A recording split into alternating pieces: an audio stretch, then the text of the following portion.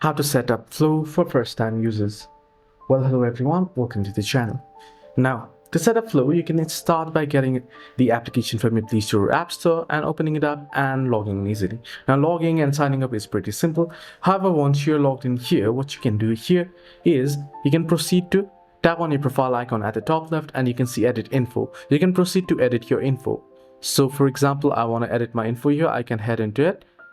And you can see various options here. Account details, you can see the account details, anonymous mode, which you can enable, and lifestyle. You can also see your goals, your cycle and such. If you're a female and you're using it, you can log in your daily symptoms right here by tapping on this plus icon here and entering in. You can also search it directly or you can view it. You can tap on the calendar tab at the top right to view your calendar. From here, you can tap on edit period dates and you can edit your period dates as well and update it.